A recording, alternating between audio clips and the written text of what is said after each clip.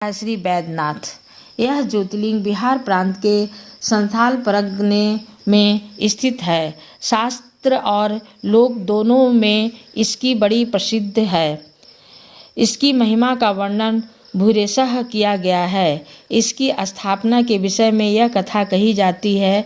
एक बार राक्षस राज रावण ने हिमालय पर जाकर भगवान शिव का दर्शन प्राप्त करने के लिए बड़ी घोर तपस्या की। उसने एक एक करके अपने सिर काटकर शिवलिंग पर चढ़ाने शुरू किए। इस प्रकार उसने अपने 9 सिर वहां काट कर चढ़ा डाले।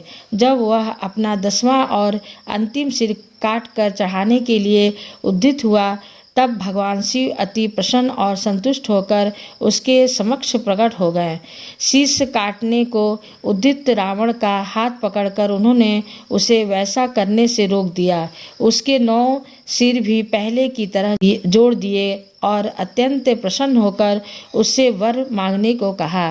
रावण ने वर के रूप में भगवान शिव से उस लिंग को अपनी राजधानी लंका में ले जाने की आज्ञा मांगी। भगवान शिव ने उसे यह वरदान तो दे दिया, लेकिन एक शर्त भी उसके साथ लगा दिया। उन्होंने कहा, तुम इसे ले जा सकते हो, किंतु यदि रास्ते में इसे कहीं रख दोगे तो वही अचल हो जाएगा, तुम फिर इसे उठा ना सकोगे।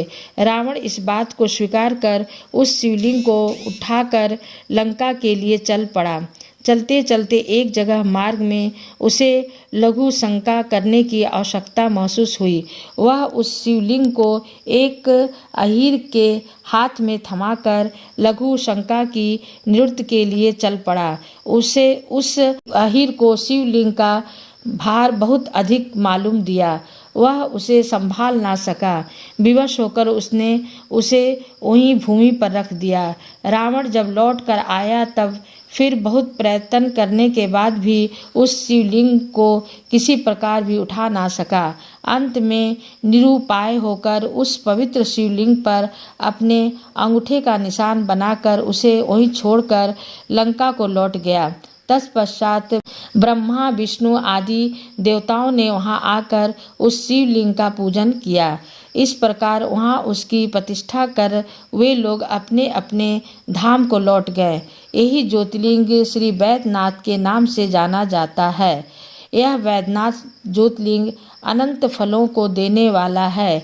यह 11 अंगुल ऊंचा है। इसके ऊपर अंगूठे के आकार का गड़ा है। कहा जाता है कि यह वही निशान है जिसे रावण ने अपने अंगूठे से बनाया था। यहाँ दूर दूर से तीर्थों का जल लाकर चढ़ाने का विधान है। रोग मुक्ति के लिए भी इस ज्योतिर्लिंग की महिमा बहुत प्रसिद्ध है। पुराणों में बताया गया है कि जो मनुष्य इस ज्योतिर्लिंग का दर्शन करता है, उसे अपने समस्त पापों से छुटकारा मिल जाता है। उस पर भगवान शिव की कृपा सदा बनी रहती है। दैहिक दैविक भौतिक कष्ट उसके पास भूल कर भी नहीं आते। भगवान भूत भावना की कृपा से वह सारी बाधाओं, समस्त रोगों शोकों से छुटकारा पा जाता है। उसे परम शांतिदायक शिव धाम की प्राप्ति होती है। शिव का कृपा प्राप्त जन सारे संसार के लिए सुखदायक होता है। उसके सारे कृत्य भगवान शिव को समर्पित करके किए जाते हैं। सारे संसार में उसे भगवान शिव के ही दर्शन होते हैं। सारे प्राणियों के प्रति उसमें ममता और दया का भाव होता है। सभी भेदों में उसकी अभेद दृष्टि हो जाती है। किसी भी प्राणी के प्रति उसमें ईर्ष्या, द्वेष, वैर, घृणा, क्रोध का अभाव हो जाता है। ऐसा भक्त सदैव सभी के कल्याण और हित में लगा रहता है। भगवान शिव की भक्ति का यह अमोघ फल हमें अवश्य ही प्राप्त करना चाहिए। धन्यवाद।